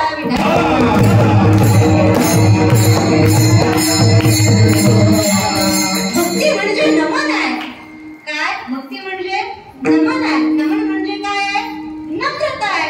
नम्रता म्हणजे नेमकं काय आहे? ज्याच्या ठिकाणी नम्रता आली तो गुण दोषांचा विचार करत नाही. कारण नम्रता अंगी आहे. हा व्यक्ती चांगल्या गुणाचा आहे याच्याशी चांगलं वागावं नाही, हा व्यक्ती वाईट गुणाचा आहे याच्याशी चांगलं वागावं असं नाही. समोर कोणत्याही गुणदोषाचा माणूस असू द्या तो गुणदोष पाहत नाही. एकदा गुणदोष पाहत नाही म्हणजे काय? अंतरी प्रकाश आनंदाचा. त्याचं अंतःकरण जे आहे ते आनंदाने प्रकाशित झालेलं आहे आणि तो स्वतः आनंदाने प्रकाशित झाला असल्या कारणानं जशी दृष्टी तशी सृष्टी.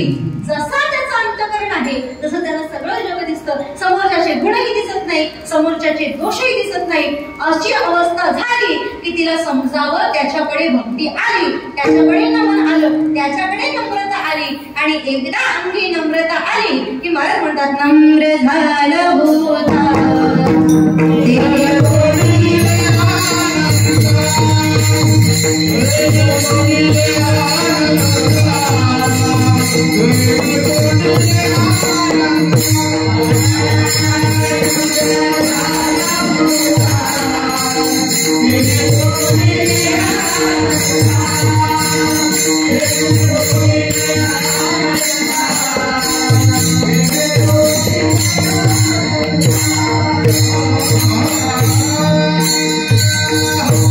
नम्र झाला होता तेने कोंडिले अनंता. जो नम्र झाला ना तो त्या परमात्म्याला अंतरामध्ये कोंडून ठेवतो. कोणी कोंडलं? आमच्या सावता माळ्यांनी त्या परमात्म्याला अंतरही कोंडून ठेवलं. आणखी कोणी कोंडलं? हृदय बंदी खाना केला आत विठ्ठल कोंडीला. आमच्या जनाबाईनं कोंडलं. आणखी कोणी कोंडलं? आणखी कोणी कोंडलं? सगळ्या संतांनी कोंडलं माहितीये. आपल्या समोर आहेत ना. आणखी कोणी कोंडलं? आमच्या जानकी मैयाने नवरत्नांचा हार दिला आणि नवरत्नांचा हार दिल्यानंतर त्यातला मणी फोडून काढला. कशा करता फोडतोय रे? म्हणे यात माझा राम आहे का पाहतोय. आमच्या जानकी मैयाने प्रश्न केला म्हणे नवरत्नांच्या हारामध्ये रामाला पाहतोयस काय? बरं ज्या शरीरात तू राहतोयस त्याच्यात राम आहे का? आमच्या मारुतीरायांनी काय केलं? छाती विदीर्ण केली आणि विस्तीर्ण अशा छातीतून जानकी मैया सहित प्रभू श्री रामचंद्रांचं दर्शन दाखवलं. आमच्या परमात्म्याला अंतरामध्ये कोंडला. पण कधी कोंडला? जेव्हा नम्र झाला, जेव्हा नम्रता अंगी आली, जेव्हा भक्ती अंगी मानली तेव्हा त्या परमात्म्यालाही अंतरामध्ये कोंडला. आमच्या संतांनी प्रत्येकामध्ये तो परमात्मा पाहिला. कारण संतांचं म्हणणं आहे हे समजतही श्री वासुदेव ऐसा प्रतिती रसाचा ओतला भावो म्हणून भक्तांमाशी राहो ज्ञानी तुझी. ज्ञानोपात भक्तांमध्ये राम आहे, राजे आहे. कशा करता? कारण भावना आहे हे समजतही श्री वासुदेव, हे सगळं विश्व वासुदेवमय आहे आणि म्हणून हे सगळं विश्व तो परमात्मा आहे. ही भावना जेव्हा अंतःकरणात येते ना त्यावेळेला कोणत्याही प्रकारचा अपवर भाव राहत नाही. आमचे नाथ बाबा गंगोत्रीला गेले आणि गंगोत्रीवरून आणलेलं पाणी आमच्या नाथ बाबांनी रस्त्यामध्ये आडव्या आलेल्या एका गाढवाला प्रत्यक्ष परमात्मा समजून पाजलं. अर्थात नाथ बाबांनी गाढवाला सुद्धा रामेश्वराला पाहिलं.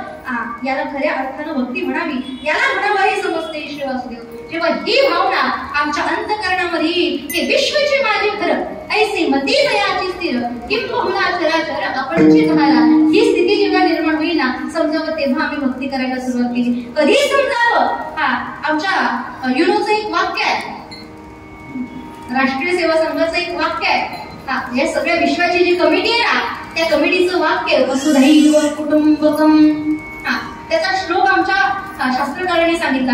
ऐन निजावर व्यक्ती गणना चेतसा उदाहरणचरिताना वसुधैव कुटुंबकम. अर्थात ही संपूर्ण वसुधा, ही संपूर्ण पृथ्वी जी आहे ना ती एक कुटुंब आहे.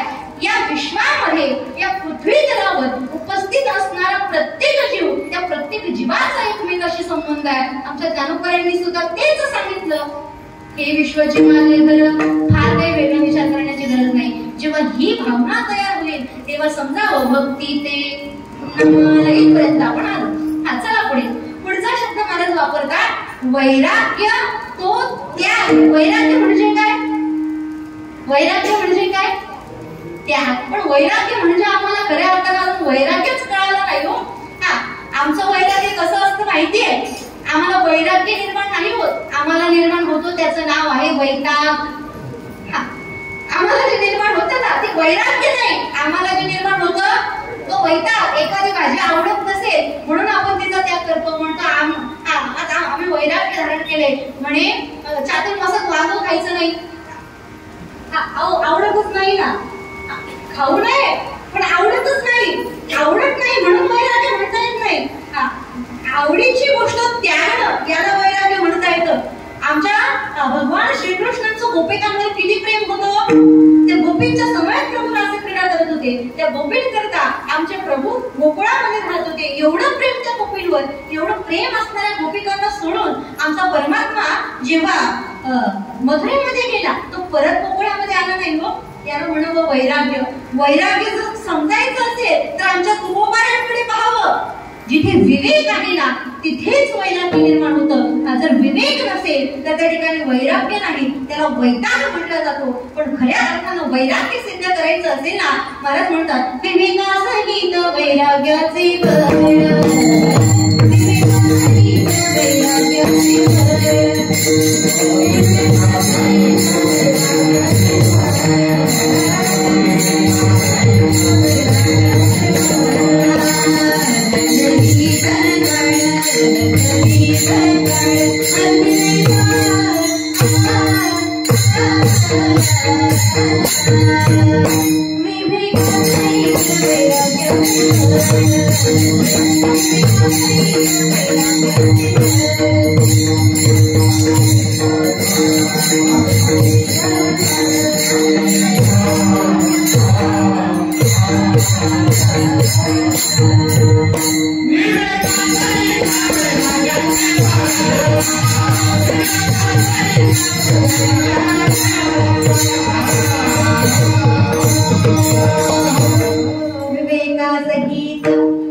वैराग्याचे बळ दगदगीच्या अगदी जैसा.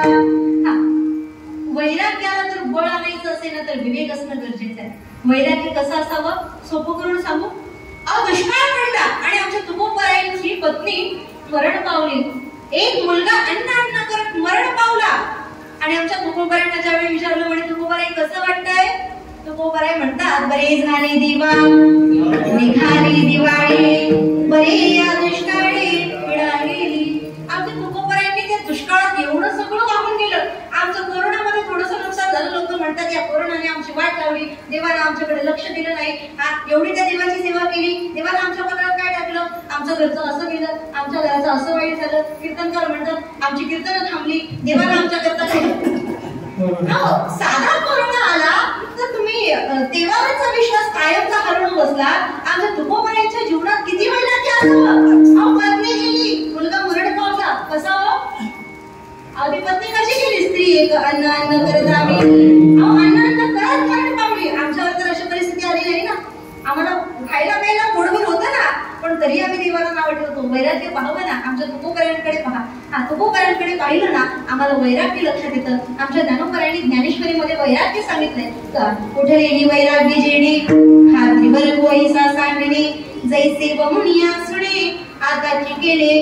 कसं वैराग्य असावं? एखाद्या गोष्टीचा त्याग केला ना, त्या गोष्टीबद्दल परत इच्छा होता कामा नये. आता मला सांगा, एखाद्याला काजू बदाम फार आवडतात. आजकाल प्रत्येकाला मिळतात हो, फार काही आवडीची गोष्ट ती राहिली नाही, प्रत्येकाला मिळतात. पूर्वीच्या काळात मिळत नव्हते. असं एखाद्या श्रीमंताच्या घरी गेलं, मोठ्या घरी गेलं की मग त्याच घरी फक्त काजू बदाम आणले जायचे. आता झोपडीत गेलं तरी मिळतात. आता काही त्याची विशेषता राहिली नाही. पण एखाद्या श्रीमंताच्या घरी गेलं की तिथे ते काजू बदाम मिळायचे. एकदा असाच एक जण गेला श्रीमंताच्या घरी, एवढे काजू बदाम समोर ठेवले, त्यानं सुद्धा विचार केला नाही. म्हणजे आज कोणी निर्लज्ज म्हटलं तरी चालेल, आज मनसोक्त खाल्ल्याशिवाय राहणार नाही. प्लेटभर खाल्ले हो, प्लेटभर खाल्ले. प्लेटभरून काजू बदाम खाल्ल्यानंतर मला सांगा किती पचन होईल हो? अहो, शेवटचा खात होता तेवढ्यात त्याला उलटी झाली. जेवढे खाल्ले होते तेवढे सगळे बाहेर आले. आता मला सांगा, फार आवडतात, मनसोक्त खायचं म्हटलं म्हणून उलटी केली ते सुद्धा तेच आहे. तो परत खाईल का? आता मग तो काय सांगतो? आता काय सांगतो? नाही, मला त्याची फार काही आवड नाही, आता राहू द्या. उलटी केलेलं तो परत खाऊ शकत नाही, म्हणून ते काजू बदामाबद्दल असलेलं त्याचं वैराग्य आहे का? व मिलियांना जेवी लाल घोटी रसना, असा तो प्रकार आहे. अर्थात त्याच्याबद्दल आसक्ती राहिली नाही, कारण ते आता उष्ट झालेले आहे, आता ते उलटी केलेलं झालेलं आहे. आता त्याच्याबद्दल आसक्ती राहिली नाही, त्याला वैराग्य मिळत नाही. वैराग्य कशाला म्हणावं? त्याग केलंय ना, वैराग्य धरलंय ना, आता समोर दिसलं तरी खायचं नाही, याला म्हणावं वैराग्य. आमची लोक वैराग्य कोण समजतात आणि घर सोडून वनात राहायला जातात, घर सोडून आळंदी पंढरपूरला जातात. म्हणे नाही, मी वैराग्य स्वीकारलंय, मी वैराग्य धरले, आता घरी येणार नाही. तिकडे गेल्यानंतर मग 2-4 दिवसात मनात विचार येतो, किती झालं तरी आपलीच पत्नी आहे, किती झालं तरी आपलीच मुलं आहेत. 4 दिवसांनी राग शब्द झाला की परत येतो. आता कुठे गेलं वैराग्य? याला वैराग्य म्हणावं का? नाही. वैराग्य जर खऱ्या अर्थानं स्वीकारायचं असेल, तर वैराग्य करायचं असेल ना, तर अंतःकरणात त्याग निर्माण करा. त्याग या शब्दाचा खरा अर्थ आहे वैराग्य. कारण तुकोबराय म्हणतात वैराग्य तो त्याग. वैराग्य म्हणजे त्याग आहे. मग त्याग करायचंय, वैराग्य धरायचंय. कसला त्याग करायचा? त्याग तरी ऐसा तेरा,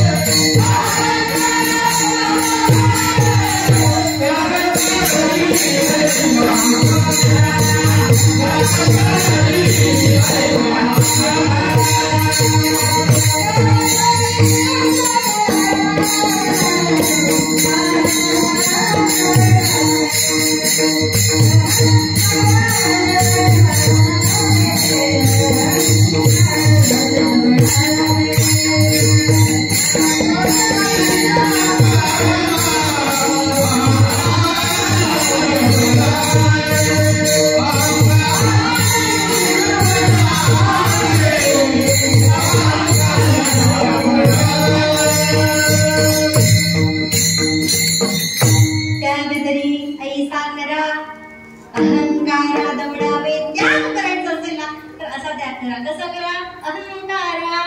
दवडावे. अहंकाराला दूर सारा. अहंकाराचा त्याग केला ना की मग निश्चितपणाने अहंकार गेला. तुका देव झाला. अहंकार गेला की तो परमात्मा आपोआप आपल्याला प्राप्त होणार आहे. पण अहंकार जवळ असेल तर आम्ही त्या परमात्म्यापासून निश्चितपणे दुरावले जाणार आहोत. म्हणून त्याग करायचा असेल ना तर त्याग करावा अहंकाराचा. अहंकाराचा त्याग केला की निश्चितपणानं तो परमात्मा जो आहे ना तो आम्हाला प्राप्त होतो. आम्ही त्याग करतो. माहिती ना या गोष्टीत भलं नाही मगच त्याग करतो. आता भलं नाही यात राहिलंच नाही, आता याचा त्याग करा. कपडे फाटले ते आता कामाच्याच राहिले नाही, आता याचा आम्ही त्याग केला, काय उपयोगाचे आहेत तो नाही. हे जेवण वाढलंय त्यात विष घालवलेलं आहे, आता याचा त्याग करा. चांगल्या जेवणाचा पंचपक्वान्नांचा नाही ना, एखादा म्हणे मी जेवणारच नाही, समोर पंचपक्वान्न आणून ठेवली लगेच जेवलं. पण त्याग करायचं असेल ना तर समोर दिसतंय तरी मन अजिबात त्याची अपेक्षा करत नाही, त्याला खऱ्या अर्थानं त्याग म्हणावं. समोरच्या जेवणात विष भरलेलं आहे हे माहीत असल्यानंतर कोणी त्याचा त्याग करेल. आमचे ज्ञानोबा म्हणतात ना, जे विषय रांधणी रस सोये तो जेवणाला ठाऊवी होय, ते ताटची जाणूनी जाये जयापरी तैसी संसार या समजता जाणी जे जे अनित्यता ते वैराग्य दवडिता पाठी लागे. महाराज म्हणतात विषाणू भरलेलं ताट आहे ते समोर वाढलेलं आहे. 7 दिवसाचा उपवास असला तरी तो जेवेल का? तो म्हणेल उपाशी राहिलं तर निदान आलो 4-5 दिवस जगेल, पण हे विषाणू भरलेलं ताट खाल्लं तर संपायच्या आज मृत्यू होईल, तो जेवेल का? नाही ना. विषाणू भरलेल्या ताटावरून जशी आपली वासना उडते ना या संसारावरून तशी वासना उडली पाहिजे, ती अवस्था या संसारात झाली पाहिजे. निश्चितपणानं तो परमात्मा आपल्या झाल्याशिवाय राहणार नाही. विठाला विठाल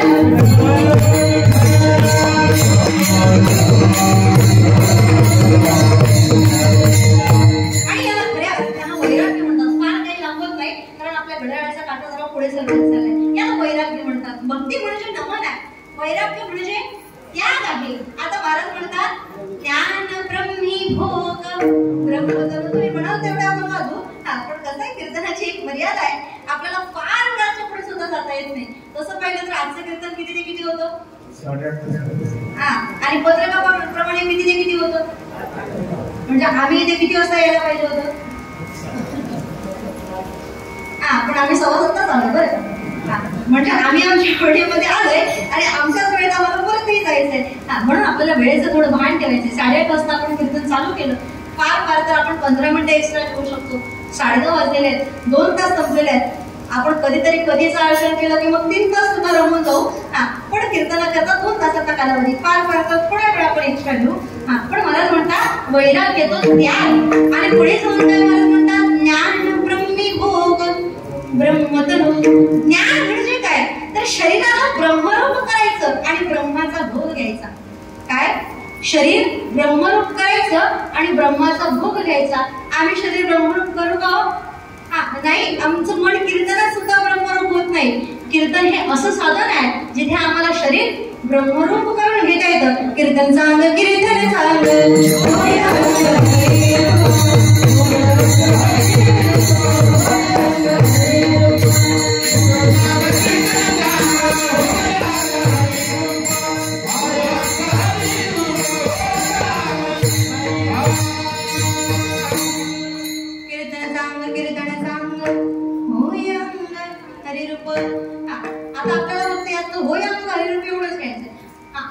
शरीर जे आहे ना ते शरीर ब्रह्मरूप झालं पाहिजे.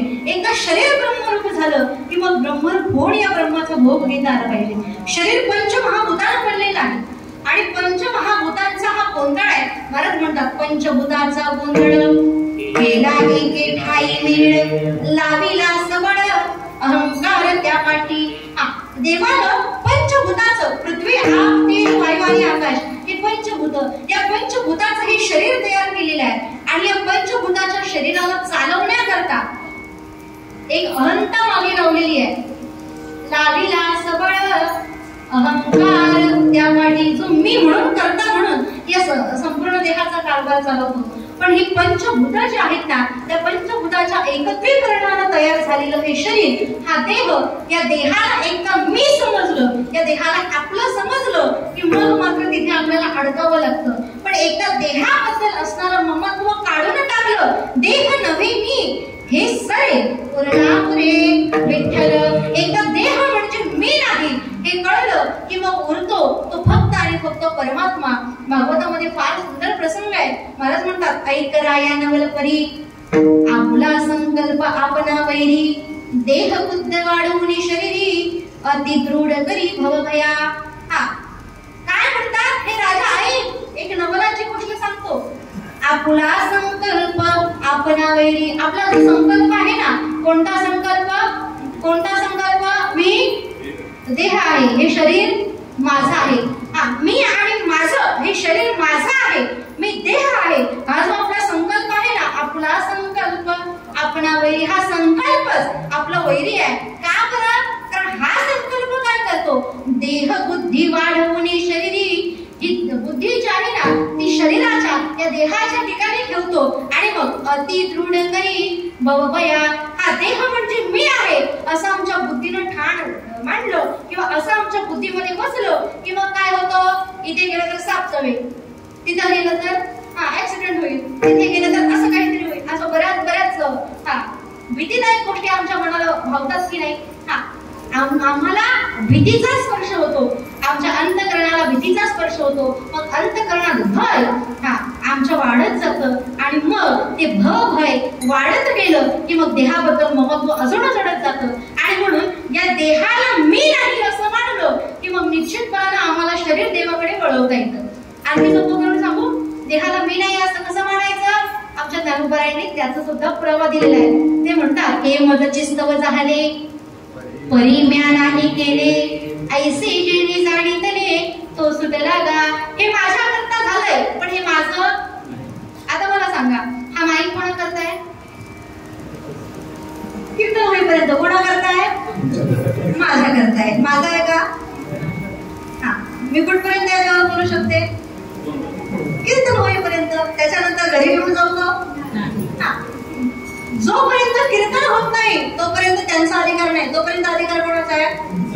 जोपर्यंत देह आहे, ही संपत्ती आहे ना, त्या संपत्तीवर अधिकार आपलाच आहे, इतरांचा नाही. हे माझं चिस्तव झाले, हे माझं नाही, हे माझ्या करता झालंय.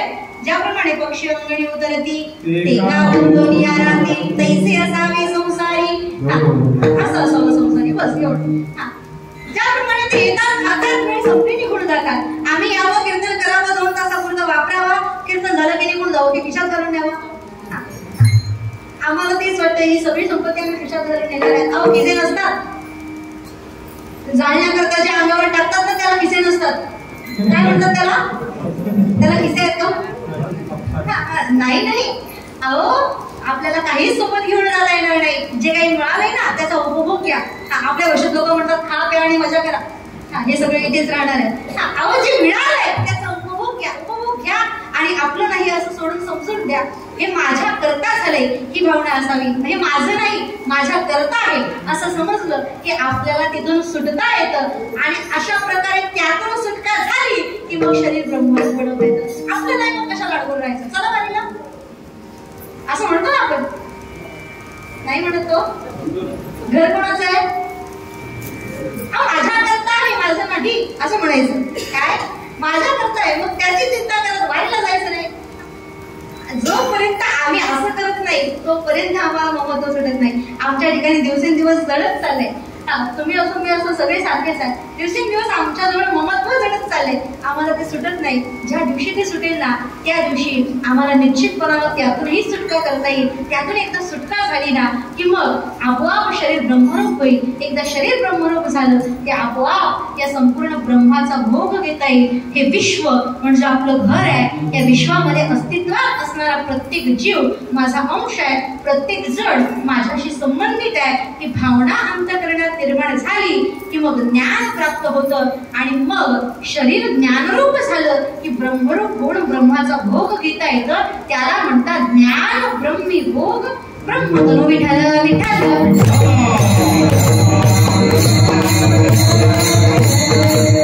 आपण इथपर्यंत झालं. भक्ती ते नमन, वैराग्य तो त्याग, ज्ञान ब्रह्मी भोग ब्रह्मतनु. किती झालं? किती चरण झाले? एकच झाले. आपल्याला पुढचे सुद्धा पाहिजे. वेळेचा अभाव आहे, आपण थोडक्यात बघू. शरीर ब्रह्मरूप करून ब्रह्माचा भोग घेणं म्हणजे ज्ञान आहे. मिळालेल्या भोगाचा त्याग करणं म्हणजे वैराग्य आहे. आणि त्याग करून खऱ्या भोगाचा स्वीकार करणं ही भक्ती आहे. विठ्ठल विठ्ठल.